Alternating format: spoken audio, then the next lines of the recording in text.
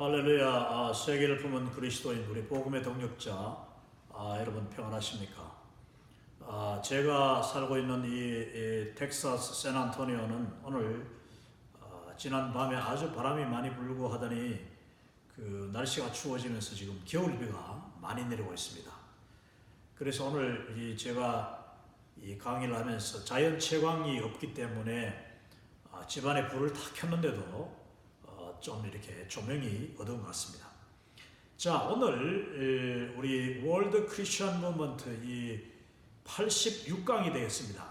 86번째 강의를 하는데 이 퍼스펙티브 세미나에 있어서 제가 지금 이 세계 선교 21가지 21세기 세계 선교를 진단하는 21가지 트렌드 이 강의들 어느덧 지금 막바지에 왔습니다. 오늘 그 20번째 트렌드를 다루게 될 텐데 오늘은 제목이 타 종교 및 무신론자들의 저항이다. 그래서 이제 영어로는 Radical Reactions. 이거 아주 극단적인 그런 이 저항. 뭐에 대한 저항입니까? 복음에 대한 저항이에요. 복음에 대한 지금 주님의 때가 가까웠습니다. 그 마지막 때가 가까웠고 복음이 땅끝까지 지금 이루려고 하니까 특별히 우리 인간의 힘으로 이룰 수 없는 난공불락 이 스트롱홀드라고 할 수 있는 이 이슬람 지역 무슬림과 또 이스라엘 이 유대주의자들 이 유대인들은요 이슬람과 더불어서 우리가 사실 우리의 지혜 우리의 어떤 선교사들의 노력만으로 결코 저 세계는 무너질 수 없습니다. 이 세력은 반드시 성령님의 놀라우신 그리고 하나님 아버지의 놀라운 비상섭리에 의해서 이제 이방인의 때가 찰 때 저 마지막 이방 세력이 무너질 줄로 믿는데 그 이방 세력이 무너지면 바로 이어서 우리가 복음은 그 back to 예루살렘 곧 유대인들이 주께로 돌아오는 그런 시대가 이제 곧 가까웠다고 저는 분명히 믿습니다. 그러다 보니까 이 마지막 시대에 우리가 전혀 정말 기대하지 않았고 또 바라지 않던 그런 이 과격하고 잔인한 복음에 대한 저항이 지금 일어나고 있는데 거기에 대한 내용을 지금 오늘 강의에서는 다루고 있습니다. 자, 이 앞에 맨 위에 보면은 제목에 이어서 사상과 이념간의 냉전 시대가 이제 끝나고 이것이 언제입니까? 1990년, 91년 이때 이제 이 소련이 무너지고 이 독일 그 동독과 서독 사이의 그 장벽이 무너지면서 이제 독일이 통일되는 그건 아주 굉장히 상징적인 일이죠. 그리고 러시아가 완전히 이 소비에트 연방이 무너지면서 그 모든 중앙아시아의 그 수많은 스탄이라는 나라들이 다 그 소비에트 연방으로부터 독립을 합니다. 독립함으로써 그 강력하던 정말 난공불락 같고 도저히 무너질 것 같지 않던 그 소련이 무너졌습니다. 그것으로 말미암아 더 이상 사상과 이념 간의 냉전 시대, 콜드워 시대는 이제 다 지나갔다 이렇게 우리가 이야기하는 것이죠. 자, 그것이 이제 90년대 초반인데 그리고 난 뒤에 모든 사람들이 생각할 때 특히 우리 그리스도인들은 이제 뭐 복음이 전 세계 금방 이제 땅끝까지 이룰 줄로 그렇게 생각했는데 아이고 오히려 더 강하고 잔인한 세력이 등장했으니 그것이 바로 무슬림 세력입니다. 무슬림 세력이 일어나가지고 그냥 처음에는 이라크, 이란 또 중동 그러더니만은 점점 중앙아시아, 그다음 아프가니스탄에서 이제 막 그동안 아주 그냥 숨죽이고 있던 그 뭐 별 볼 일 없다고 생각했던 그 이슬람 극단주의자들이 아주 극단적인 행동으로 우리 서방 세계를 공격하고 특별히 그리스도인들을 공격하는 그런 아주 놀라운 일들이 일어남으로써 우리 기독교 세계는 새로운 충격에 휩싸이게 됩니다. 너무나도 강력한 이 사탄의 저항에 전부 다 움찔하게 된 것이죠. 자, 바로 그때 1996년도에 미국 하버드 대학의 그 교수였던 이 세뮤엘 헌팅턴 박사, 이 세뮤엘 헌팅턴 박사가 문명의 충돌과 세계 질서의 재편이라는 그 유명한 책을 이제 쓰게 됩니다. 이 Clashes Between Civilization, Civilization이라는 말이 문명인데 그 Civilizations, 문명들 간의 클래시가 일어난다. 클래시, 충돌이 일어나가지고 이제 점점 이전에 그 이념과 사상 간의 냉전보다도 더 무서운 그런 갈등의 시대, 또 비참한 전쟁의 시대가 올 것이다. 아니나 다를까 여러분, 냉전 시대는 차라리 미국과 그 소련이 강대강으로 아주 그냥 극단적인 긴장 관계, 대치 관계에 있었지만은 핵무기로 아주 그냥 두 나라가 거의 비슷한 어마어마한 군사력을 가지고 서로 딱 대치하고 있었는데 오히려 그 극단적인 대치가 사실 조용했습니다. 조용하고 세계 평화를 가져다 왔어요. 그 뭐 거의 주로 스파이 전쟁이나 일어났지 실제적으로 큰 전쟁은 안 일어나고 또 많은 국제적인 전쟁도 거의 없었습니다. 그런데 이 강대강 이 소련이 무너짐으로 말미암아 냉전이 끝나고 동독이 통일되고 그리고 또 중공이 이야 이거 안 되겠다 싶으니까 이제 전략을 바꿔가지고 이제 자본주의로 저희 거의 반자본주의 시장을 받아들였죠. 그래서 중공이 오픈하고 공산당이라는 그 독재 체제는 똑같습니다만은 그래도 중공이 더 이상 적대적인 그런 행위를 적극적으로 하지 않고 심지어 중공은 선교사들도 들어와서 선교할 수 있도록 그냥 눈 감아주고 물론 몇 년에 한 번씩 선교사도 출방하고 하긴 합니다만 옛날하고 다른 거죠. 옛날보다는 훨씬 더 느슨해진 겁니다. 그래서 복음도 잘 전할 수 있고 이제 세계 복음화가 금방 끝나는가 했는데 전혀 생각지 않았던 그때까지 거의 숨겨져 있고 미미한 세력으로 봤던 이 이슬람 세력 또 저 힌두교 세력 이런 그 세력들이 이 경제적으로 발전하고 또 석유가 점점 더 세계적인 그런 에너지가 됨으로써 이제 그들이 이 이슬람이라는 종교 그리고 힌두교라는 종교를 가지고 서방 문명 그러니까 한마디로 기독교 문명이죠. 기독교 문명을 적대적으로 대하기 시작하고 거기서 충돌이 일어납니다. 사실 충돌이 일어난 것이 우리 서방 세계가 이들을 갖다가 적극적으로 먼저 공격하고 그러지 않았습니다. 저기 아프가니스탄에서 탈레반들이 이제 90년대 초반에 먼저 일어나가지고 아프가니스탄이 아주 잔인한 그 탈레반 독재 정권이 들어서서 수년 동안 수많은 그 자기 국민들 같은 이슬람입니다. 같은 이슬람인데 그들을 죽이고 그들에게 아주 극단적인 이슬람 그 근본주의를 강조하고 또 이란 있죠. 이란과 이라크에도 또 그런 이슬람 정권들이 들어서가지고 점점 더 악한 근본적인 소위 사리아 율법이라는 그 이슬람 율법으로 다스리는 그런 시대가 오면서 그들이 그 이슬람 신자들에게 기독교를 적대하라, 서방 세력을 공격하라 이런 이제 세뇌를 시킴으로써 이 2001년도에 우리가 잘 아는 911 사태가 이제 뉴욕에서 터지게 된 것이죠.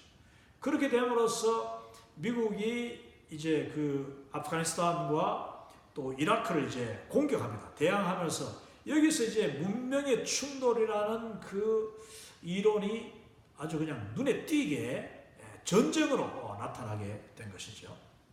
그래서 이제 세뮤엘 헌팅턴 박사의 이 문명의 충돌과 세계 질서의 재편이라는 책은 아주 그 예언적인 그런 책이기 때문에 굉장히 아주 인정받고 인기가 있는 그런 책이 되었는데 실제로 여기서 우리가 선교적인 관점, 이 퍼스펙티브를 공부한 우리가 시대를 제대로 분별하고 우리가 지금 어디 있으며 우리가 주님의 복음을 땅끝까지 전하는데 장애물이 뭔가를 다시 한번 짚어야 됩니다. 그래서 이게 21세기 세계선교 21가지 그 트렌드라는 말 자체가 그것을 우리가 제대로 알고 그것을 우리는 정말 돌파해 나가야 된다. 그런 차원에서 이것을 공부하는데 오늘은 이 문명의 충돌이라는 이 그 프레임, 틀 속에서 우리가 예상하고 우리가 주의하고 우리가 깨어서 영적으로 깨어가지고 기도하면서 대적해야 될 그런 세력이 무엇인가를 한번 생각하는 시간이 되어야 되겠습니다. 자, 여기서 무신론과의 타종교 및 무신론과의 극심한 대결과 영적 전쟁의 시대가 열렸다. 그것을 이제 제가 사진을 석 장 여기다가 올려놨는데 첫 번째 왼쪽에 위에는 이슬람, 그리고 이슬람은 종교 이름이고 무슬림은 곧 이슬람을 믿는 자들, 그 무하마드를 믿는 이슬람 신자들을 무슬림이라고 하는데 이 무슬림이 지금 전 세계적으로 약 적게는 15, 많게는 약 21억, 거의 뭐 3분의 1 정도를 이들이 지금 인구가 늘어나고 점점 더 가장 급속도로 불어나는 종교가 바로 이슬람입니다. 이 이슬람이 그냥 뭐 불어난다는 것 그 자체가 문제가 아니라 그 숫자가 늘어나는 것도 문제지만은 그 가운데 아주 극단주의, 레디컬한 이슬람, 이 펀더멘털리스트라고 하죠. 그러니까 근본주의, 아니면은 익스트리미스트, 아주 그 극단주의, 이런 이슬람 그 종교에 믿는 자들이 지금 많이 일어나고 있다. 이것이 문제고, 두 번째 그 밑에는 불교와 힌두교에서도 그동안 뭐 인디아와 그리고 중국 그 히말라야산 중국과 접해 있는 뭐 이렇게 네팔, 부탄, 뭐 그다음에 인도의 북부 이쪽에 있는 그 불교, 이 사람들이 또한 점점 종교적으로 극단화되어 가고 있다. 근본주의화되고 있어서 그것이 어떻게 드러나느냐?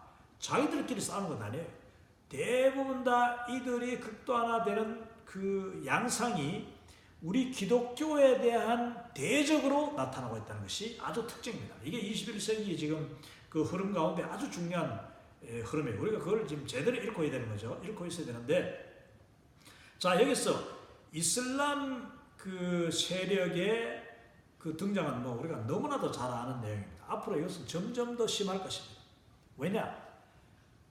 이 하나님이 지으신 이 세계가 예수님이 다시 오시는 그 최후의 심판, 그리고 복음이 땅끝까지 이르는 그 마지막 순간에 가장 적대적인 세력이 바로 이 무슬림 세력이다.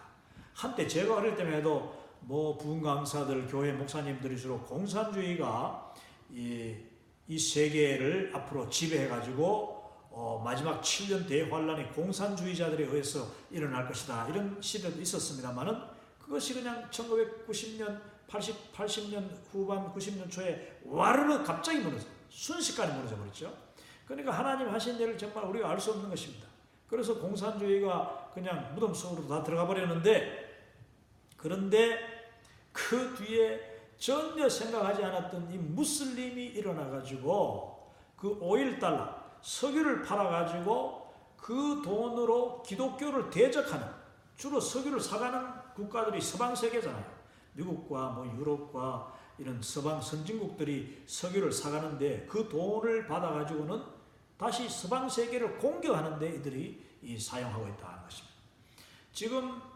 지금도 저 이라크 북부, 그다음에 시리아, 뭐 터키 남부, 여러분 그 아시다시피 아이시스, 이 이슬람 극단주의, 그리고 또 아프가니스탄에 있는 이 탈레반들, 그들은요, 알카에다, 그들은 지금도 전 세계 그 석유 부국들, 사우디아라비아, 또 쿠웨이트, 뭐 이런 나라들이요, 카타르, 뭐 이놈들이 자기들은 다 평화롭게 뭐 좋은 나라라고 돈으로 그냥 온 관광객들을 끌어들이고 하면서 평화로워 보이지만은 그들 뒤 꿍꿍이로는 그 돈을 가지고 석유로 번 돈을 다 예멘 그리고 수리아 또 터키 또 아프가니스탄 이런 나라 인도네시아 여기다 보내가지고 그 극단주의자들 근본주의자들이 이 우리 서방 세계를 상대로 전쟁하는데 전쟁 군비를 자금을 지금 대주고 있다. 그 돈이 없이 어떻게 전쟁합니까? 그게 다 사우디아라비아 같은 아주 석유 강국들로부터 돈이 온다. 수많은 이 이슬람 무슬림들이요 지금 전 세계에 깔려 있습니다. 그들이 다 선교 헌금을 하는 거예요. 선교 헌금을 엄청나게 하는 거예요. 그 선교 헌금을 가지고 이라크, 시리아, 터키 남부, 그리고 저기 인도네시아, 뭐 필리핀 남부, 또 저기 아프가니스탄 이런 데서 극단주의자들이 소위 지하드라는 말이 뭡니까? 이 성전을 자기들이 말로 성전이요. 그 지하드, 이 알라를 위하여서 알라의 이름을 위하여서 또 그 알라를 대적하는 자, 그들이 볼 때는 우리 기독교인들이 다 알라를 대적하는 자들이거든요. 그 알라를 대적하는 자들을 죽이면은 바로 그 성전에 동참하여서 죽는 자는 바로 순교이기 때문에 그들이 가장 두려워하는 그 지옥에 가지 않고 곧바로 그 이슬람 무슬림들이 믿는 그 천당으로 그 낙원으로 간다고 믿는 것입니다. 그래서 지금 전 세계 무슬림들이 이 지하드 성전에 지금 동참하고 있습니다. 그러면서 겉으로는 뭐 평화를 이야기하죠. 여러분 이거 정말 무서운 세력입니다. 언제나 우리는 이슬람 이 생명신학에 대해서 제가 특강을 맨 앞에 한 적이 있습니다만 이슬람의 생명신학은요 다른 게 아니에요.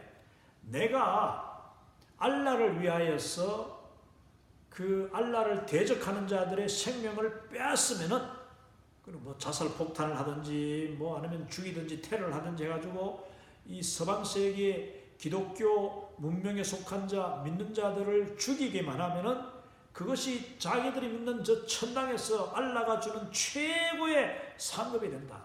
그리고 뭐 다른 그 이슬람도 그 천주교와 같이 연옥이 있습니다.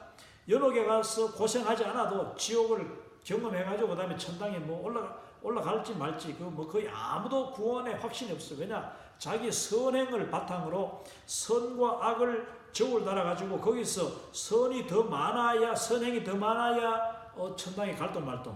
그것도 이슬람 여자들은 자기들이 아무리 착하게 살아도 남편이 천당에 들어가라 나와 함께 천당 가야지 하면서 허락을 해야지 이슬람 여자들은 천당 갈 수 있어. 자기 마음대로 아무리 착한 일해도 남편 허락 안 하면 천당 못 가. 이런 정말 아주 악하고 너무나도 인간을 피폐하게 하고 지배하는 그런 더러운 영이 사로잡고 있는데 그들의 유일한 구원 방법이 뭐냐? 이 믿는 자들, 서방 세계의 그리스도인들을 죽이는 거예요. 직접 죽여.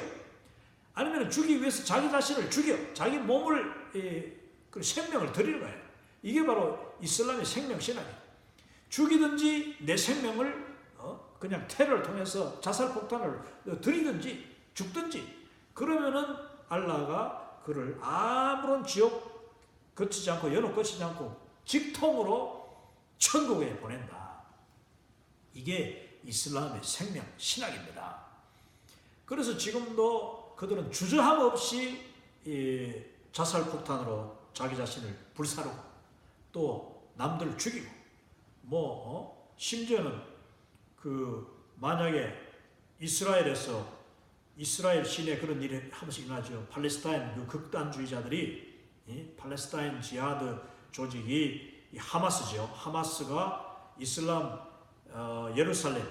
예루살렘의 시내 버스를 만약에 장악해가지고 시내 버스에서 자살 폭탄을 터뜨렸습니다. 그 자기도 죽죠. 그리고 그 버스에 타고 있던 우리 이스라엘 사람들 죽죠. 또 관광객들 이 서방에서 간 관광객들 죽죠. 거기다가 또 이스라엘 안에는 수많은 무슬림들이 있습니다. 무슬림들이 주로 이제 굳은 일, 뭐 이렇게 노동 이런 걸 하기 위해서 이스라엘 안에 다 들어와 있어요. 근데 그 사람들도 버스를 타고 다닌단 말이에요. 자, 버스를 자살폭탄 터뜨렸다. 그러면은 그 안에 죽는 종류가 첫째, 자살폭탄 그 터뜨린 그놈이 죽죠. 두 번째는 그 이스라엘 백성이 죽죠. 국민. 세 번째는 서방 관광객이 죽죠. 네 번째는 방금 이야기한 대로 그 이슬람을 믿는 노동자가 버스를 타고 있다가 같이 죽는 거예요. 자, 그러면은 이 자살폭탄, 이 사람의 그 자살하는 그 생명 신학을 배경으로 이것을 설명하면은, 첫째, 그는 자기의 몸을 알라를 위하여 주로 이제 그 자살폭탄 터뜨리기 직전에 알라 아크바 하면서 알라는 위대하다, 알라의 영광을 이러면서 이제 자살을 폭탄합니다. 터뜨립니다. 바로 그 순간 죽을 때에 그는 그 이슬람 생명신학에 하면은 천국으로 직통합니다. 그 다음에 천국 갈 뿐만 아니라 그는요, 수많은 상급을 이제 누리는데, 왜냐? 거기서 이스라엘 사람을 죽였죠. 뭐 몇 명 죽이든지. 그게 바로 자기에게 다 상급이 됩니다. 그 다음에 서방 세계에서 온 여행객을 죽였거든요. 거기 기독교인이라면 더 그냥 자기들한테 큰 상급이야. 멸류관이야. 그게 상급이죠. 그 다음에 네 번째로 그 버스에서 정말 애매하게 죽은, 애꿎게 죽은 그 이슬람 믿는 노동자는 어떻게 되느냐? 그 이슬람의 생명 법칙에 의하면은, 생명의 법칙의 신학에 의하면은 그 자리에서 함께 애꿎게 죽은 희생당하는 그 자기 동료 아니면 자기하고 같이 이슬람 믿는 무슬림은 어떻게 되느냐? 그도 덕분에 그 자살폭탄 현장에서 죽는 사람도 같이 그 자살폭탄 테러자를 따라서 천당 간다고 돼 있어요. 그러니까 야, 너 어리버리하게 살다가 뭐 지옥 갈지도 모르는 너를 내가 자살폭탄 터뜨리는 이 자리에 함께 있으므로 너 나하고 같이 천당 가는 거야. 이게 이슬람의 그 생명 신학입니다. 자, 거기서 우리는 또한 명예살인이라는 것을 우리가 연결시킬 수 있는데, 명예살인, honor killing이라는 말은 이 죽이기는데 명예롭게 죽인다. 명예를 위해서 죽인다. 이것은 예를 들어서 어떤 집안에, 이슬람 집안에 이제 한 딸이, 자녀 중에 하나가 예수님을 믿게 됩니다. 예수님을 믿으면은 그 딸이 이제 그 자기 집안에서 유일하게 예수 믿잖아요. 근데 그게 자기 이제 숨기죠. 숨기다가 나중에 드러났다. 그러면은 그 아버지, 아니면 오빠, 삼촌, 최소한 사촌, 요 혈족이 반드시 이 여자아이를 죽여야 되는 거예요. 이게 바로 명예살인이라고 합니다. 명예살인. 첫째, 가족의 명예를 위해서 우리 집안에서 예수 믿는 저 녀석, 저 딸을 죽일 거다. 죽여야 된다. 누군가 죽여야 된다. 누군가 죽여야 되는데 반드시 그 사촌 안에 혈족이 죽여야 된다. 아버지가 죽이든지, 오빠가 죽이든지, 아니면 이 삼촌이 죽이든지, 그 삼촌의 아들, 사촌 오빠가 죽이든지, 죽여야 된다. 동생이 죽이든지. 자, 이게 바로 명예살인인데, 그 명예살인이 왜 가능하냐? 이거는 이슬람의 생명신학에 의하면은, 자, 자기들이 볼 때 이슬람을 믿어야 되는 그 집안에 누가 아들 하나 딸이 하나가 예수님을 믿는다는 것 자체가 그냥 그건 하나의 수치 정도가 아니고, 이거는 우리 집안 가문에서 지옥 갈 애가 하나 생기는 거예요. 배교자니까, 배교자. 그래서 저 아이는 지옥 가게 된다. 큰일 났다. 그리고 우리 모두가 다 저 아이를 지키지 못했기 때문에 우리 온 집안이 아무리 알라신을 잘 믿어도 우리 집안에 저 아이 하나 때문에 우리는 모두가 다 알라 앞에 죄인이다. 죄인이다. 우리는 아무도 천당 갈 수 없게 된다. 어마어마한 죄인 거예요. 자기들 볼 때는. 그래서 그 배교자인 자기 집안의 그 아이를 반드시 집안의 어른 중에 아니면 오빠 중에 하나가 죽여야지 집안의 명예가 회복되고 집안의 소망, 구원에 대한 소망이 회복되고, 심지어는 죽이는 자는 알라의 이름으로 알라의 영광을 위하여 그 아이를 죽였기 때문에 천당 가는 청단 직행 티켓을 얻는 것이고, 또 그 아이를 죽이면은 그 아이가 원래 예수 믿고 이제 자기들을 볼 때는 지옥에 갈 아이를 구원해내는 유일한 방법이 바로 그 아이의 생명을 취하는 것이다. 그것도 혈족이 취할 때에 그 아이의 그 잃어버린 구원이, 이슬람적인 구원이 회복된다고 믿는 거예요. 이게 바로 잔인한 그 명예살인, 이슬람의 살인을 그 정당화하는 이슬람의 생명 신학이다. 얼마나 무섭습니까? 또 얼마나 간교합니까, 여러분? 사탄은 이와 같이 간교하게 그들의 살인을 정당화하고, 정당화할 뿐만 아니라 살인을 오히려 상급으로 만들어놨다.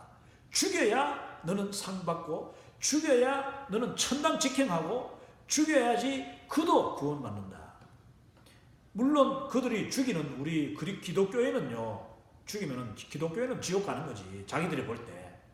기독교에는 지옥으로 속히 보내고, 우리가 기독교는 알라에 대한 그 대적자를 하나 제거했기 때문에 나는 천당 간다.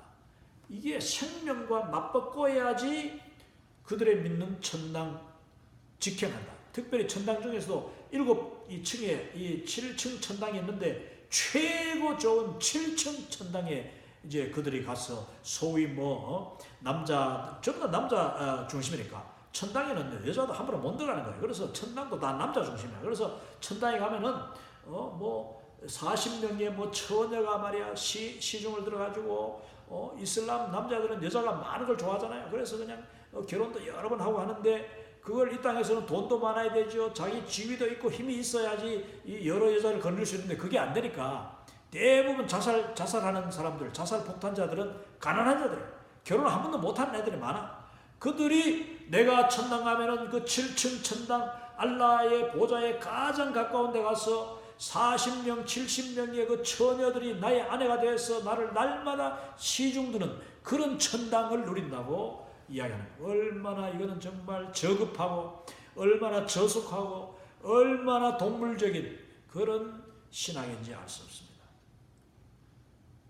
여러분, 이런 이슬람이 지금 우리 기독교를 대적하고 있고, 또 이런 신학이 그 이슬람 그 공동체, 적게는 가족, 크게는 마을, 동네, 어떤 그 이슬람 모스크에 속한 그들은 다 서로 소속되어 얽혀 있어요.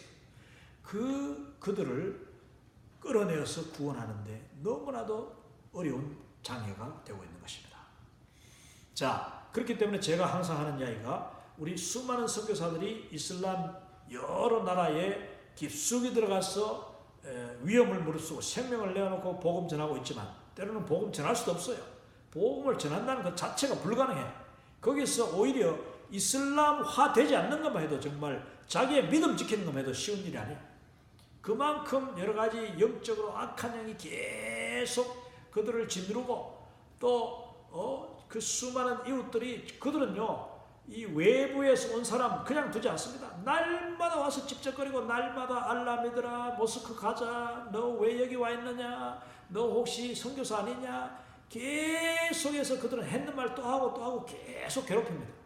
그 가운데서 살아가는 자체만 해도 어마어마한 일인데 그걸 하나님 기뻐하시죠? 왜냐?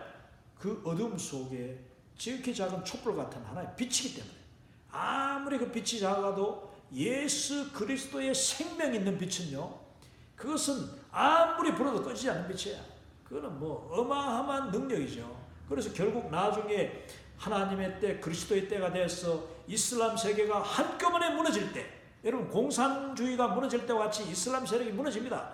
반드시 그렇게 무너져요. 한 사람 한 사람 한 나라 두 나라 복음화 시켜가지고 그러려면 세상 앞으로 몇백 년이 흘러도 안 돼. 저는 반드시 믿습니다.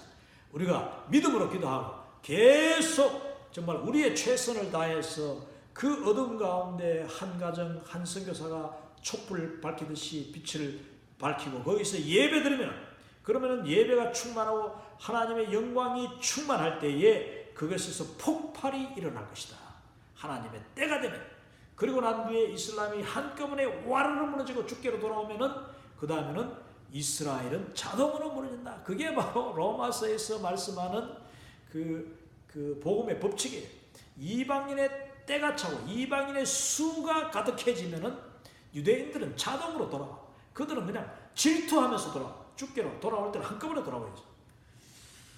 자, 이스라엘도 사실 지금 복음에 저항하는 세력 중에 아주 큰 세력입니다. 여러분, 이스라엘이 얼마나 복음에 저항하는지 그거는요, 아주 그 유대인들의 그 복음을 미워하는 그 적대적인 감정, 그 예수님에 대한 그런 적대감, 그리고 우리 예수 믿는 그리스도인들에 대한 그런 아주 냉정한 그들의 눈초리는요, 우리가 만나보면 금방 알아요. 우리 한국 성도들이 유대인들을 참 좋아하죠. 이스라엘을 좋아하고 이스라엘 위해서 기도하고 물론 그 좋아요. 그런데 그들의 현 상황은 뭐냐? 그리스도에 대해서 적대하고 있다. 복음에 대해서 가장 적대적인 세력 중에 하나가 이스라엘 유대인들이라는 것을 우리가 알아야 돼요. 그걸 우리가 불쌍히 얘기되죠. 불쌍히. 그들은 지금 구원이 없는 겁니다. 유대인들 지금 구원 없는 거예요. 이스라엘을 여러분 아무리 사랑하셔도 이스라엘에 사는 사람 99%는 구원이 없는 거예요. 날마다 지옥 가고 있는 거예요. 그 중에서 아주 극소수 메시아닉 주이시, 이 메시아닉 크리스천, 이들만 예수님을 믿는 겁니다. 믿기 때문에 천당 갈 수 있는 것이죠. 자, 그럼 우리는 이스라엘 민족을 위해서 기도해야 돼. 그들이 마지막에 무너지는데 기도는 하되 우리가 이스라엘 사람들한테 복음 전하는 것이 쉽지 않습니다. 물론 복음을 전하기만 하면 그들이 성경만 열어보면 무조건 믿게 돼 있어요. 그들은 이스라엘 백성들은 성경을 이미 너무나 잘 알죠. 모세 오경 중심으로 또 시편 중심으로 철저하게 성경을 외우다시피 하기 때문에 우리가 이사야서만 제대로 읽도록 해주고 아니면은 그 신약 성경만 한번 읽도록 아무리 우리가 천금을 줘도 그들은 성경을 펴지 않습니다. 읽지 않습니다. 그걸 아주 모욕으로 생각해요. 성경 자체가 손에 들리는 건 모욕으로 생각하죠. 오직 모세 오경과 시편 이 내용만 그들은 봅니다. 선지서 물론 보지만 선지서 잘 안 봅니다. 이사야서 거의 읽지 않습니다. 왜냐? 이사야서 속에 놀라운 복음이 들어있으니까 그들은 그걸 읽지 않는 거죠. 자, 이 이스라엘 무슬림 그들이 무너지고 주께로 돌아올 때가 반드시 있을 것을 우리는 믿고 그것을 위해서 기도하고 또 이미 들어가 있는 선교사님들도 그렇고 또 우리 단기 선교팀 이스라엘 성지순례 그냥 가서 겉에 드러나는 그런 눈에 보이는 것만 보고 좋다 하지 말고 만지려고 하지 말고 우리는 이스라엘에 들어가서 예수님이 걸으셨던 그 지저스 루트, 지저스 그 트레일 그 부분들을 걷고 그 가버나움 걷고 또 갈릴리 이 바다를 우리가 배를 타고 나가고 하면서 계속 이스라엘을 위해서 기도하는 기회로 성지순례를 그렇게 삼아야 되는 걸로 저는 분명히 믿습니다. 그럴 때에 하나님의 때가 더 가까워질 것이다. 그리고 어느 날 갑자기 무슬림은 무너질 것이다.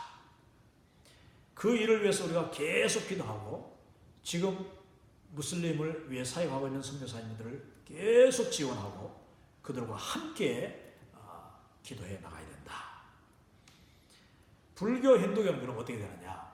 이 힌두교가 지금요 굉장히 인디아를 여행해 보면은 인디아를 제가 여러 군데를 다녀보니까 정말 인도 사람들은 독특합니다. 독특하고 또 미국에 와 있는 인디안들은 대부분 다 굉장히 수준이 높은 그러니까 인도에서 치면 최고 엘리트들이죠. 돈도 있고 집안도 좋고 공부도 많이 한 사람들이 미국에 올 수 있습니다. 그렇지 않으면 미국에 올 수 없는 거죠. 그렇기 때문에 미국에 있는 인디안들도 만나보고 하면은 심지어 인도 목사님들, 선교사님들도 저 같이 저는 국제오염에서 인도에서 온 선교사들을 많이 같이 이렇게 사역하고 했는데 인도 사람들은 아주 독특해요. 독특하기 때문에 그 복음이 들어가는데 굉장히 느리고 또 우리 외부에서 복음을 가지고 들어가는 것보다도 자기 자신들이 인도 안에도 거의 이 크게는 50개 이상의 언어가 공식 언어고 또 많게는 500개 이상 방언들이 있어요. 인도 안에. 그러니까 인도 안에서 같은 인디아에서 다른 지역으로 복음 들고 들어가는 사람들을 우리는 선교사라고 합니다. 그들을 우리가 많이 자국인 선교사죠. 많이 지원해가지고 그 사람들이 인디아를 복음하도록, 그래서 힌두교가 정말 거기서 깨어나도록 우리가 기도해야 됩니다. 이 힌두교가 얼마나 스트롱홀드인지, 사실 그 힌두교 밑에 그 카스트 제도, 인도의 그 더러운 악령 속에 얽매여 짓밟혀 살아가는 수천 년 동안 이어오는 그 인구가 지금 거의 14억 정도니까 13억, 14억, 거의 90% 이상이 인도에서는 힌두교니까 그 어마어마한 인구, 거의 무슬림하고 비슷한 인구예요. 그 인구가 지금 힌두교 밑에 그 더러운 잡신 그 밑에 짓밟혀 있습니다. 그들 우리가 기도해야 됩니다. 힌두교도 나는 우리 선교사들이 한 마을 한 사람 복음 전한다고 되는 게 아니에요. 인도에도 지금 복음은 급속도로 번지고 있지만은 결국은 그 힌두교가 한꺼번에 무너질 것이다. 마지막 때가 되면은 힌두교가 무너져, 이슬람이 무너져, 그리고 유대인들이 무너지게 될 것이다. 그런 마지막 때가 오는 것이죠. 자, 불교는 그럼 어떠냐? 불교도 마찬가지입니다. 불교도 우리가 불교는 좀 만만하게 보죠. 왜냐, 한국에서 불교가 지금 상당한 복음의 이 결과로 돌아오고 있죠. 한국의 불교는 사실 그렇게 강한 불교가 아닙니다. 우리가 늘 이야기하듯이 한국의 불교는 거의 철학이다, 이 정도로 보죠. 왜냐, 1년에 한 번도 절에 안 가는 그 소위 그러면서도 불교로 가는 사람들이 너무 많으니까. 그러나 이 불교의 정말 깊은 스트롱홀드, 강한 불교의 악령에 눌려있는 나라들은 가보면 압니다. 라오스, 태국, 또 그 티벳, 또 몽골, 히말라야에 있는 네팔, 그리고 인도 그 북부 지역, 인도의 그 북부 산악지대들은 대부분 다 힌두교하고 불교 훨씬 많죠. 그 불교 세력을 우리가 어떻게 해야 되느냐? 그것 역시 이 현재 사역하고 있는 선교사님들을 계속 지원하고 같이 기도하되 하나님의 영, 성령께서 그들을 변화시키기를 우리는 기도하고 또한 믿고 거룩하고 위대한 기대감으로 우리가 지켜봐야 된다. 이게 정말 중요합니다. 이것들이 주로 이제 타종교 그리고 무신론이라고 했는데, 여기서 무신론이라는 말을 제가 다시 넣었습니다. 사실은 왜 넣었느냐? 이게 이제 radical reactions, 아주 극렬한 저항, 복음에 대한 극렬한 저항 가운데 우리가 자칫 놓쳐버리기 쉬운 그런 세력이 바로 무신론자들이다. 이 무신론자들은 주로 어떤 자들이냐? 굉장히 잘 살고 돈 많고 또 교육을 많이 high educated, 많은 교육을 받고 그리고 소위 똑똑하다고 하는 자들입니다. 그렇기 때문에 이 자들은 주로 선진국에 많아요. 미국이라는 나라가 지금도 복음이 충만한 나라고, 제가 볼 때는 세계 어디에서도 없는 그런 부흥이 계속 일어나고 있는 나라예요. 한국 사람들 아직까지도 모르고 미국이 타락한 나라고 미국이 영화에 나오는 그런 세상인 줄 아는데, 미국 그렇지 않습니다. 미국의 지금도 거의 절반 이상은 정말 그리스도인이고, 또 전 세계 선교의 그 선교사와 재정이 미국에서 어마어마한 선교사들이 나가고 자원들이 나가고 또 재정이 지금 후원되고 있고, 미국에 죽어가는 교회들이 물론 한 30% 정도가 이제 저런 그 자유주의 신학, 그렇지 않습니까? 자유주의 신학, 동성애하고 하나님을 믿지 않고 그냥 교회만 유지하는 그런 교회가 한 30% 있지만은, 그런 교회는 미미한 거예요. 정치적으로는 영향을 미칠지 몰라도 사실 이 기독교의 부흥에는 그들은 발목 잡을 수 없습니다. 오히려 이 미국 땅에 엄청난 부흥이 계속되고 있고, 또 동네마다 제가 살고 있는 이웃 그냥 어마어마한 교회들이 많아요. 미국 교회들은 한국처럼 그래 화려한 예배당 짓지도 않습니다. 대부분 다 아주 실용적인 그런 웨어하우스, 창고를 개조해가지고 그냥 텅 비어있는 창고 안에 드럼 설치하고 그냥 이 강대상도 따로 없어요. 그냥 하나 박스 하나 올려놓고 거기서 가지고 설교하고, 성도들도 그냥 아주 그냥 시멘트 바닥 위에 이런 데서 그냥 의자 하나 탁 던져놓고 예배드리고 하는데, 거기에 놀라운 그 성령의 역사가 있고, 또 그들의 삶이 온 가족이 다 나와서 예배드리고 밖에 나가면 그리스도인으로 살아가고, 또 무엇보다도 직장 속에, 제가 미국 그 주류 사회에 살아보니까 미국 사람들은요 끊임없이 기도회에 모이고 끊임없이 점심시간에 같이 모여서 성경 공부하고, 또 서로 위하여 기도하고 선교사를 돕고, 또 전 세계의 어려운 자들을 돕는 고아들을 돕고, 전쟁, 지진 희생자들을 돕고, 이 모든 어마어마한 일들이 미국 교회가 지금 하고 있는 거예요. 그런데 제가 하고자 하는 말은, 이 미국 가운데에도 무신론자들이 주로 교회에 대적하고 복음을 대적하고, 그리고 이 미국이라는 나라를 야금야금 사탄의 세력으로 점점 타락시키고 있는 것을 볼 수가 있습니다.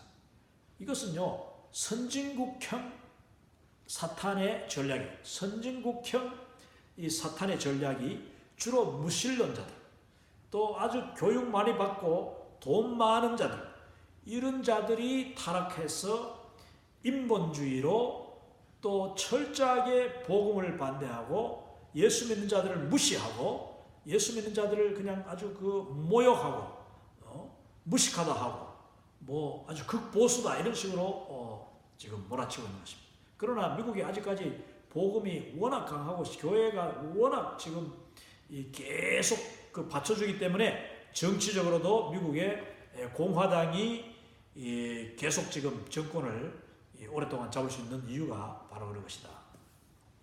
여러분, 미국의 민주당은 물론 그리스도인들이 많은데, 그 그리스도인들 중에는, 민주당 중에는 제가 볼 때 거의 절반 이상이, 어쩌면 3분의 2 이상이 기독교인이라고 해도 하나님을 믿지 않는 진보적인, 그냥 교회는 습관적으로 문화적으로 나가는 그런 사람들이고, 그들은 대부분 다 동성애를 찬성하고, 또 그 세상의 모든 악한 이슬람을 그냥 미국에 데려 들어와야 된다느니 미국 민주주의의 그 정책, 민주당의 정책이 바로 그렇습니다. 민주당의 정책이 비성경적이고 반복음적인 그런 하는데, 민주당 얼마나 엘리트 때 많습니까?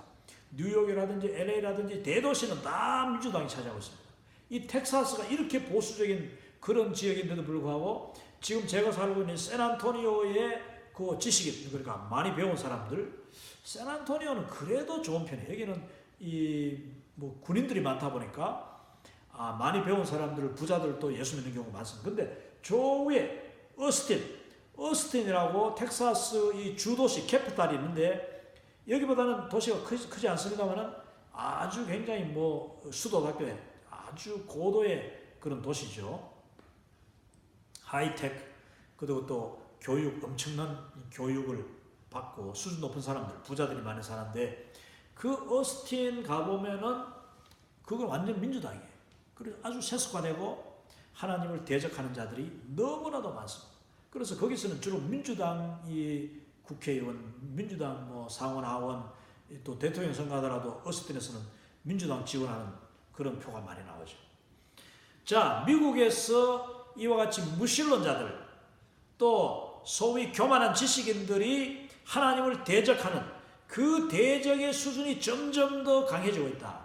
자, 예를 들어서 미국 저 서부에 있는 그 샌프란시스코라는 나라는 지금 샌프란시스코가 저 캘리포니아의 북쪽인데, 저 밑에 내려가면 이제 LA가 있고, LA 밑에 또 샌디에고가 있는데, 얼마 전에 샌디에고 가보니까, 지금 캘리포니아는요, 그 주의 정책이 너무나도 민주당이 오랫동안 잡고 있어가지고, 민주당 정권이 주를 이제 다스리고 있다 보니까, 주지사를 해가지고 주의회, 또 주의 상원 의원, 또 주의 하원 의원 다수가 민주당입니다.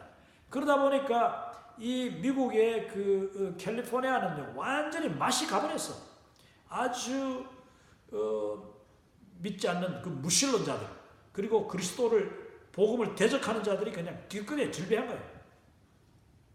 물론 캘리포니아에도 신실한 그리스도인들과 주의 종들과 부흥하는 교회가 많습니다. 그런데 상대적으로 캘리포니아는 이 민주당이 오랫동안 또 지배하고 거기가 잘 살고 또 부유하고 또 이민자들이 많이 섞여 있다 보니까 이 이방인들 뭐 이런 온갖 잡종들 또 이 자유주의자들 무신론자들 버클리 대학이라고 있죠. 버클리 대학 같은 경우가 이제 샌프란시스코 거기 있는데 그 버클리 대학은 뭐 세계적인 아주 그냥 세속 대학입니다. 너무나도 타락한 대학이에요. 거기에 복음적인 아이들이 들어갔다가도 그 교수들한테 한국의 정교사하고 똑같대.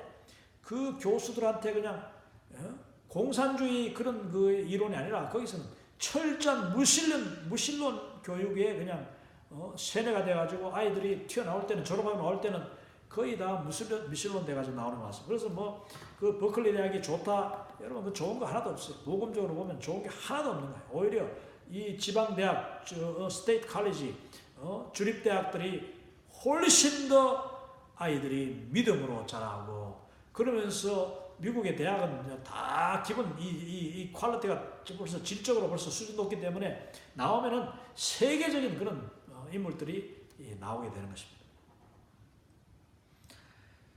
자, 그리고 제가 지금 이 오른쪽에 그림, 이 태극기 지금 들고 있는 분들 그림을 제가 실었는데 이게 바로 광화문 이승만 광장에서 지금 매주마다 모이고 있는 이 반정부 기독교인들의 이 반정부 투쟁이라고 하시죠. 그러면서 진리와 복음과 진리와 교회를 지키기 위한 그리고 나라 대한민국의 그 자유민주주의와 자유시장경제와 한미동맹과 그리고 기독교 국가 이것을 지키기 위한 우리 그리스도인들의 이 모임인데 이 모임을 제가 날마다 뭐 거의 한 2시간 정도 아침과 밤 이제 한국 시간에 맞추기 위해서는 이제 주로 이제 여기 뭐 아침 일찍 밤 늦게 이렇게 텔레비를 보면서 유튜브를 통해서 이제 같이 기도하고 동참하는데 제가 요즘 이것을 보면서 느끼는 게 뭐냐면은 오늘 이 20번째 트렌드가 지금 한국에서 아주 첨예하게 일어나고 있다. 한국에서 이 문명의 충돌이 일어나고 문명의 충돌 아니 그 이전의 시대 사상과 이념 간의 냉전이 지금 한국에서 벌어지고 있다 하는 것을 제가 보게 됩니다. 너무나도 안타까운 일이면서 동시에 우리는 큰 그림으로 봐야 되죠. 큰 그림으로 보면은 지금 한국에서 일어나고 있는 이 이념 간의 전쟁 그것이 결국은 지금 이 공산주의 김일성주의자들과 우리 기독교의 양자 대결이 되어버렸는데 이게 왜 일어나고 있느냐. 이거는 국가적인 그런 위기임과 동시에 기독교의 위기인데 그 위기가 오히려 축복이 되고 있다. 하나님의 합력하여 선을 이루시는 그 손길이 지금 보여진다. 할렐루야. 저는 그것을 이 시세를 그렇게 봅니다. 한국에서 일어나고 있는 이 대결, 양극 간의 대결. 그러니까 세상에 이미 무덤 속에 제가 아까 이야기했죠. 공산주의 사상은요 완전 무덤 속에 벌써 다 썩어서 송장이 냄새나는 그런 무덤에 들어가는 사상인데 이 공산주의 그것도 이 북한이라는 땅에서 지난 70년 동안 썩고 문드러지고 이상하게 변형된 그런 김일성주의 주체사상 이 공산주의가 그러니까 이게 얼마나 잔인하고 거짓스럽고 더럽고 추하고 냄새나는 그런 이 사상이 지금 때아내게 대한민국이라는 그 21세기 세계 10번째 경제대국에서 일어나고 있는 거예요. 그들이 지금 무덤 속에서 살아났어요. 무덤 속에서 살아나가지고 바이러스처럼 전 국민의 40% 이상을 지금 점령했는데 그 40% 중에서 뭐 한 30%는요 아무도 알지도 못하고 그 바이러스라는 게 원래 그렇습니다. 뭐 알고 감기 들립니까? 그런데 그 바이러스를 옮기는 그 바이러스 자체 악한 영에 완전히 사로잡히고 세뇌당하고 붙잡힌 바 되어서 그 악한 영에 손발 노릇하는 자들은 정광훈 목사님이 늘 이야기하지만은 약 50만 정도. 저는 50만에서 거의 80만, 100만이 안 되는가 싶은 생각까지 들어요. 그거는 우리가 그 정도차를 이제 어디까지 이 사람이 핵심이다 할 수 있냐. 그런데 제가 이렇게 많은 분들을 직접 간접적으로 지금 이렇게 접촉하고 또 들어보고 또 이 여러 글들을 읽어보면은요, 한국에 자기도 모르게 아주 깊숙하게 이 김일성 주의자가 되어버린, 완전히 빨갱이가 되어버린 그런 인물들이 의외로 많다. 의외로 많다.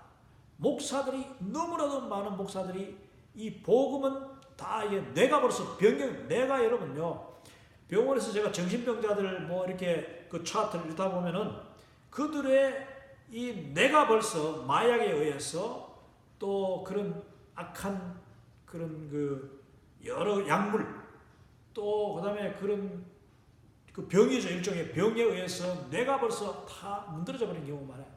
더 이상 고칠 수가 없고 망가져 버려요. 물론 성령님이 역사하면은 그 뇌의 구조, 이미 상해버린 뇌까지 회복이 되는 것은 맞습니다만은 지금 한국에 이와 같이 뇌의 구조가 벌써 바뀌어버린 그런 사람들이 목사들을 포함해서 심지어 선교사들을 포함해서 얼마나 많은 사람들이 거기에 물들어 있는지 모릅니다. 이들이 다 무신론자들이에요. 무신론자. 교회 안에 버젓이 와서 가족 손잡고 와서 예배를 드려요. 근데 그 머릿속에는 날마다 이 나라, 그 다음에 민족, 자유주의, 이 시장경제, 그러니까 정상적인 이 시스템에 대한 증오감으로 가득 차 있는 자들이 얼마나 많은지. 제가 대학 다닐 때만 해도 사실 뭐 데모에 참석하는 자들은 아마도 한 10%, 15% 정도 됐을까요? 학생 전체 중에서. 제가 뭐 한 다니는 학교가 15,000명, 2만 명 되는 학교였다면 종합대학에 그 중에서 1,000명, 2,000명까지 안 됐습니다. 1,000명도 안 됐죠. 그 자들이 아주 골수에 돌들고 날마다 전쟁하듯이 이렇게 공부는 안 하고 했는데, 걔들이 뭐 밤에는 이 김일성 방송을 들으면서 지령을 계속 받고, 이 세뇌를 계속 받고, 그리고 또 저끼리 자기들끼리 모여서 계속 토론하고, 계속 사상 주입하고, 또 그것을 가르치고, 전수하고, 뺏기고, 그 마르크스와 레닌의 책을 읽고, 김일성의 주체 사상을 읽고, 독서하고, 학습하고, 토론하고, 외우고 하던 그 자들이 극소수였는데, 그게 지난 40년 동안, 30년, 40년 동안 여러분 계속 독버섯처럼 번져나가고 바이러스처럼 번져나갔어요. 그러니까 그것도 정권이 뭐 벌써 정권, 좌파 정권 10년, 김대중 이 노무현 정권 10년이죠. 거기다가 지금 이 또 현재 문 정권 벌써 3년 다 돼가지고 거의 13년이라는 그 정권의 비호와 정권의 적극적인 서포트, 후원하에 그들이 독버섯처럼, 이야, 정말 우리 한국 사람들을 모르는 사이에 엄청나게 자랐습니다. 그게 바로 무신론입니다. 무신론은요, 그냥 하나님이 없다 하는 정도가 아니고, 무신론은 하나님을 대적하는 anti Christ, anti Christianity, 반기독교적인 사상이 바로 무신론이다. 이게 뭐 대표적인 무신론이 바로 이 공산주의 아닙니까? 공산주의도 그냥 공산주의라고 할 수도 없어요. 이건 완전 빨갱이, 그 한국 땅에서 이 독버섯처럼 자라난 이 공산주의는요, 그냥 공산주의 아니에요. 중국 공산주의보다도 훨씬 더 강합니다. 이거는 더 잔인해. 거의 이 기독교적인 그거를 시스템을 그대로 도입한 북한 공산주의는 이거는 거의 종교에 가까워. 거의 완전 종교예요. 김일성 일신교야. 일신교. 그래서 김일성이를 지금도 부활한다고 믿고 살아있다고 믿고 있잖아요. 살아계신 수령님이 우리와 함께 하시다. 그들은 그렇게 믿고 있는 거예요. 그거를 북한 사람들만 믿고 있는 줄 아세요? 남한의 이 빨갱이들이 다 그걸 믿고 있다니까. 김일성이가 자기와 함께 하고 있다고 믿는 거예요. 그렇게 뇌가 벌써 구조가 이렇게 다 비틀어져 버린 사람들이기 때문에 뇌가 여러분 바뀌어버렸어요. 자, 그런 사람들을 우리는 뭐 한민족이다, 목사님이다, 신부님이다, 교수님이다, 선생님이다 하면서 존경합니다. 이게 아주 세상의 가치관, 세상의 그 인간 그 시스템, 예의, 그 다음에 양심과 그 악한 그들의 의도가 이렇게 서로 갈등을 일으킵니다. 갈등을 일으키는데 우리 정상적인 사람들은 다 세상적인 예의, 양심, 그리고 설마 저 사람이 나의 친구고 우리 목사님이고 우리 신부님인데 하면서 자꾸 주춤주춤 하는 거예요. 그들을 그렇게 함부로 진단하지 않습니다. 그게 인간의 인지상정이죠. 근데 그걸 악용하는 거예요. 그걸 악용하는 것이 바로 이 빨갱이 사상이다.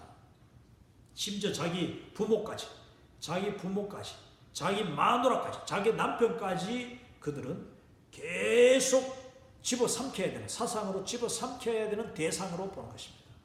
그렇기 때문에 이거는요, 만약에 지금 이 대한민국이 공산화되면은 분명히 그 가운데는 자기 부모를 죽일 놈들이 너무나도 많고, 자기 스승들은 뭐 이거는 뭐 아무도 아니고 스승들, 교수, 뭐 목사들 죽이고 같은 이웃에 있는 그 그리스도인들을 죽이는 일이 너무나도 그들은 쉬워요. 그 사상이 그만큼 무섭습니다. 그거는 단지 인간의 사상이 아니라, 생각이 아니라 악한 사탄의 사상이기 때문입니다. 자, 이게 무신론의 이 피폐한 무신론의 그 무서운 결과는 우리가 뚜껑을 열어보지 않고는 결코 이거는 뭐 상상도 할 수 없는 거예요. 상상도 할 수 없는. 그러나 한국은 다행히 유교라는 엄청난 비극을 우리가 이미 세상은 많이 바뀌었습니다만 오래전에 경험했고, 지금도 그걸 알 수 있는 여러 가지 근거가 있어요. 우리 주변에 살아계신 분들도 많고 온갖 책과 기록이 그걸 다 증명하고 있는데, 그거를 자꾸 의도적으로 그거는 옛날 설마 그랬겠어, 이렇게 하는 그 설마주의 때문에 지금 그들이 자식이라는 이름 미명하에, 교회 목사님이라는 미명하에, 같은 성도라는 미명하에 우리 속에서 계속 자라고 있는 거예요. 계속 그들의 지위를 누리고 있는 거예요. 자, 이걸 우리는 정말 깨어나고 그들을 바라보는 그 눈이 밝혀지고, 그리고 그들을 강력하게 진리로 대적하고 또 영적으로 대적하고, 그리고 할 수 있으면 그들을 적극적으로 설득하고, 그리고 그들을 밀어내가지고 가까이 오지 못하도록 투표를 통해서, 선거를 통해서 계속 그들을 제압해야 됩니다. 그렇지 않으면은 이들은 얼마나 그 간교함과 거짓말이요, 여러분 마귀 사탄, 마귀 자신이, 사탄이 원래 거짓의 아비 아닙니까? 거짓의 아비. 요한복음 8장에 예수님 말씀하시기를 너의 아비 마귀 사탄이 바로 거짓의 아비라고 했어요. 그래서 지금 한국의 언론, 그 다음 한국의 모든 그 좌파 빨갱이들은요, 거짓말을 그냥 마음대로 퍼뜨리는 거예요. 아니면 말고도 아니야. 절대로 아닌 거예요. 절대로 아닌 거예요. 아니고 말고도 아니다니까요. 무조건 거짓말 드러나면 또 다른 거짓말을 하고, 더 강한 거짓말을 하고, 또 다른 여러 사람이 거짓말을 하고, 이 서로 막 거짓말을 지원하고, 이렇게 해가지고 이 정상적인 사람은 멍해진 거예요. 설마 저 사람이 배운 사람이고 양심 있는 사람이고 내가 아는 사람 안 저런데, 그러다 보면 쏟는 거야. 그러니까 이게요, 정상적인 사람은 그냥 넘어가게 돼 있어. 그만큼 악한 거짓의 영이 이 대한민국을 지금 떠들고 있다.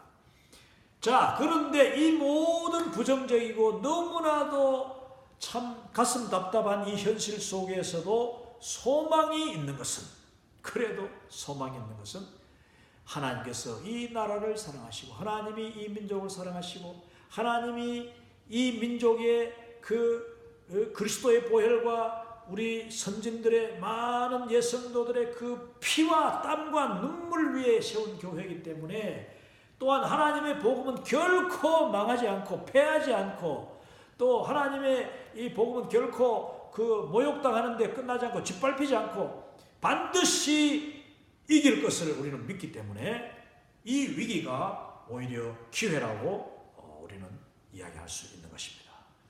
한 가지 감사한 일은 비록 느리긴 하지만은 이 위기 가운데 깨닫는 그리스도인들이 점점 잠에서 깨어나가지고 이제 광화문 거리로 나오고 있다는 것입니다. 주일마다 그 연합예배 광화문 이승만 광장 연합예배가요 얼마나 아름다운지 모릅니다. 저는 정말 이 주일 11시 예배 여기서는 이제 이 밤 8시인데 저녁 8시에 이제 그 11시 예배를 봅니다. 토요일 8시에 밤 8시에 거기는 주일 아침 11시니까 그 예배가 얼마나 은혜스럽고 감사한지 한국 교회가 깨어나고 있습니다.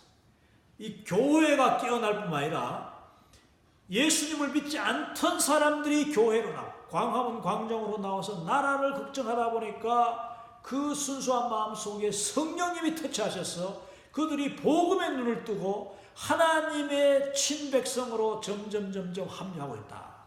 교회 안에서 믿는다고 하면서도 빨갱이 사상으로 물들이는 자들이 머뭇머뭇하고 오히려 적극적으로 복음에 대항하고 저항하고 있는 이 시대에 하나님께서는 더 많은 믿지 않는 자들이 순수한 믿음, 하나님의 택한 백성들이 바로 지금 이 사태를 통하여서 위기를 통하여서 죽기로 돌아오게 만들고 계시다 이겁니다. 심지어는 불교의 스님들까지 또 불교의 불자들까지 또 천주교에서 그동안 왔다 갔다 허리멍텅 이름만 올려놨던 그러면서 전혀 천주교 안에는요 거의 저는 95% 천주교에 다니는 95%가 복음과 상관없고 복음을 깨닫지 못한 자들을 저는 확신합니다. 한 5% 정도는 그 중에서 천주교에 복음이 전혀 없는 게 아니에요. 천주교의 구원이 전혀 없다고 저는 생각하지 않습니다. 왜냐? 하나님이 세우신 교회고 우리가 속했던 교회고 우리의 뿌리고 또 그 천주교도 결국 지금 성령님이 역사하신다.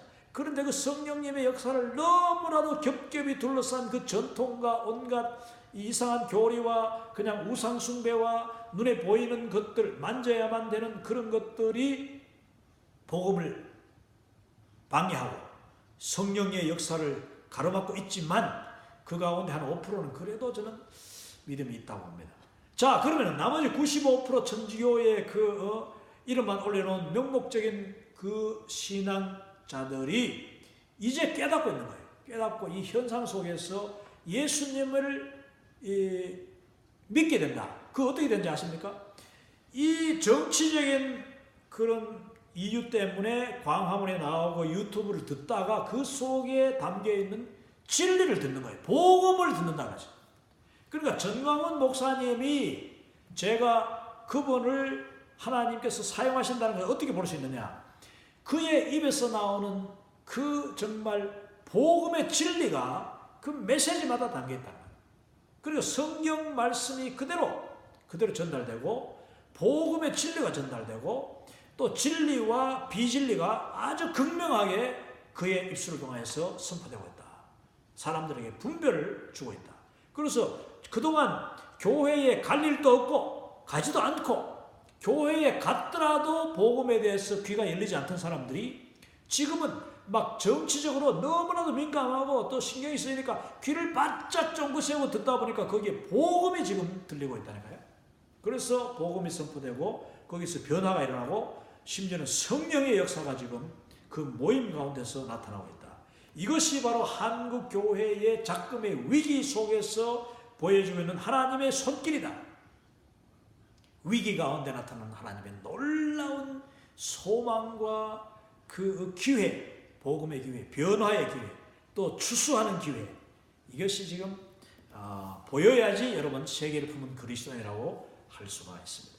그런 소망 가지고 우리는 날마다 기도하는 겁니다. 기도하고 동참하고 또 글도 올리고 찬송도 하고 그렇게 하면서 이 일에 해외에 있는 우리 그리스도인들, 세계에 품은 그리스도인들은 적극적으로 동참해요.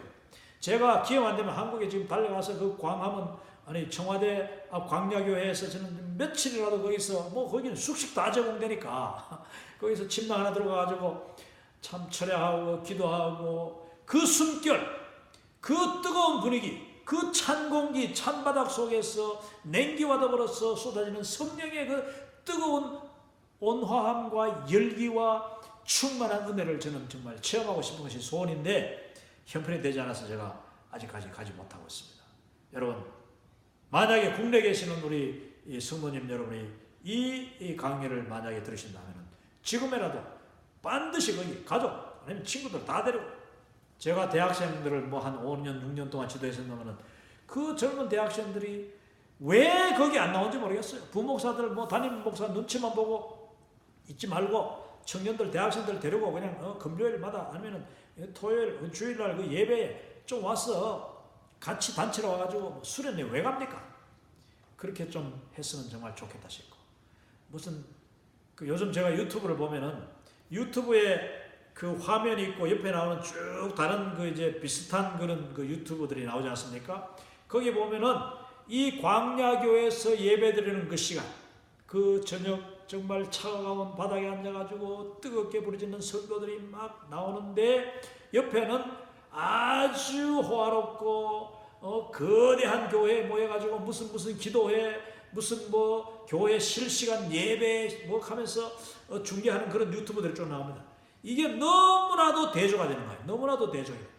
여기는 지금 조국을 위해서 눈물 흘려서 그 차가운 바닥 거기서 차가운 냉기를 맞으면서 기도하는 성도들이 있는가 하면은 한쪽에는 그냥 겨울인데도 그냥 이 옷도 다 겉옷 다 벗어 던지고 더우니까 그 뜨거운 히터가 돌아가는 교회에서 안락한 그 방석에 앉아가지고 그냥 좀 놀라운 음악을 들으면서 찬양하면서 거기서 뭐 간증을 안 하고 박수치고 뭐 눈물도 흘리고 야 이거 같은 기독교라도 어떻게 한 나라인데도 어떻게 이렇게 다르냐 어떻게 한쪽은 이렇게 은혜를 받는다고 하는데 정말 차원 낮은 수준에 머물러가지고 자기 눈앞에 나타나는 거 그것만 보고 있고 한쪽에서는 정말 나라가 지금 위태위태한 것을 지금 깨닫고 눈이 뜬 자들이 그렇게 눈물 흘리기도 하고 여러분 과연 여러분은 어디에 속해 있습니까 지금? 여러분은 어느 쪽에서 하나님을 바라보고 있느냐 따뜻한 안락한 화려한 교회에서 그것도 수천 명 수만 명이 모이는 교회에서 그 속에 있으니까 편안합니까? 어쩌면 뭐 나 외에도 이렇게 많은 사람들이 거기 안 가는데 어쩌면 이게 옳은지는 몰라. 그게 넓고 편안한 길 그런가 하면은 좁고 협착한 길 두 종교가 지금 대한민국에서 펼쳐지고 있습니다. 자 세계를 보면 그리스도인은 당연히 비록 내가 힘들더라도 세상 속으로 들어가고 길거리로 나가야 될 것이고 또 어려움이 있는 곳에 내가 가서 그 땅바닥에 처하든지 광야에 처하든지 추위에 노출되든지 굶주림에 노출되든지 복음과 함께 고난받는 자가 진정한 크리스찬이요 월드 크리스찬이라고 저는 믿습니다. 자 오늘 이 20번째 트렌드 타 종교 및 무신론자들의 그 레디컬한 저항 아주 극단적인 저항을 우리는 바라보는데 그 중에 아주 독특한 저항이 대한민국에서 일어나고 있다. 그것은 무덤 속에 들어가서 거의 썩었다. 거의 뭐 이거 사라지고 싶었던 그 공산주의가 변형된 공산주의. 여러분 바이러스도 변형대가 나타납니다.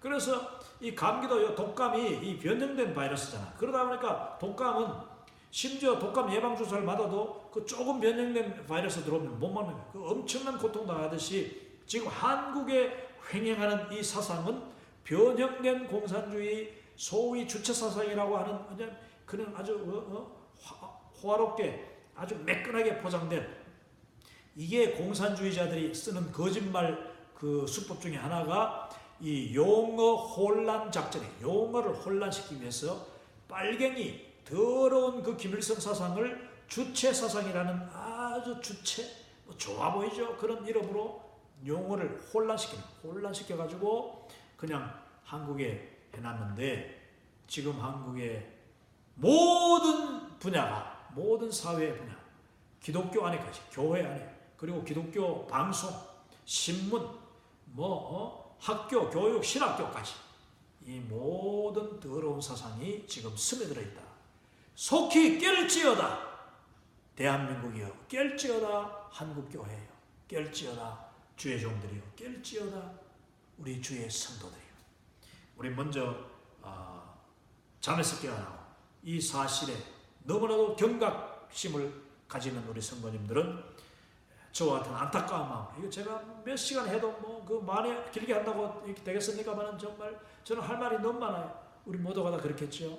주님 앞에 그것을 내어놓고 오늘 이 대한민국에서 일어나는 이 답답한 상황, 이 위기 상황이 머지않아 하나님의 능력과 권능으로, 그의 선한 능력과 긍휼하심으로 일순간에 변화되고 한국교회가 이 일로 통하여서 다시 부흥하고 다시 새로워지고 회개하고 그 다음에 이 놀라운 이 터닝 포인트를 발판 삼아서 전 세계로 뻗어나가는 대한민국이라는 나라의 국력과 더불어서 복음이 전 세계로 뻗어나가 이 전 세계의 복음, 땅 끝까지 복음 전하는 데 큰 역할을 감당하는 우리 한국교회 되도록 함께 기도하십시다.